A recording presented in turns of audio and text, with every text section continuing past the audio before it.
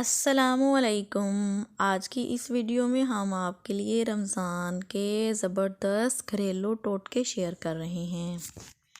रमज़ान में शेक, लस्सी और जूस वगैरह बनाने के लिए ब्लेंडर का इस्तेमाल बहुत बढ़ जाता है। ऐसे में बार बार इसकी सफाई करना खासा मुश्किल लगता है क्योंकि रमज़ान में वक़्त का ख़ास ख्याल रखना पड़ता है। ऐसे में अगर ब्लेंडर में कोई भी चीज़ ब्लेंड करने के बाद इस चीज़ को निकाल लें और इसके बाद इसी जग में थोड़ा सा पानी और वॉशिंग लिक्विड के चंद कतरे डालकर चंद सेकंड के लिए दोबारा ब्लेंडर चला दें तो जग बिल्कुल साफ़ हो जाएगा। अब इसे सादा पानी से खंगाल लें, इससे काफ़ी सारा वक्त बच जाएगा। पकोड़ों को अंदर से नरम बनाने के लिए इसके अमेज़े में 2 चाय के चम्मच गरम तेल डाल दें। पकोड़े बिल्कुल नरम बनेंगे। बेसन, आटे और दूसरे मसालों को कीड़े या सुसरियों से बचाने के लिए इनमें 2 से 3 पत्ते तेज़ पात डाल दें तो कीड़ा नहीं लगेगा।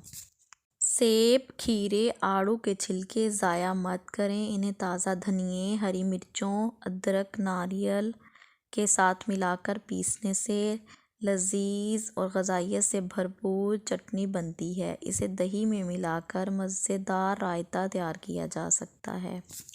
रमज़ान में वक्त कम होता है और काम ज़्यादा। ऐसे में अदरक छीलना और पीसना भी खासा वक्त तलब काम है। इसके लिए अगर अदरक को चमचे से छीला जाए तो फटाफट छिल जाएगा और काम भी आसान हो जाएगा। पुलाव या बिरयानी बनानी है तो किसी भी काम के लिए प्याज के लच्छे फ्राई करने हैं तो प्याज फ्राई करते वक्त इसमें ज़रा सी चटनी छिड़क दें, प्याज सुनहरी हो जाएगा। आजकल हर घर में नॉन स्टिक बर्तन इस्तेमाल होते हैं और नॉन स्टिक को अगर साबुन या पाउडर से धोएं तो इसकी नॉन स्टिक की तह उतर जाती है।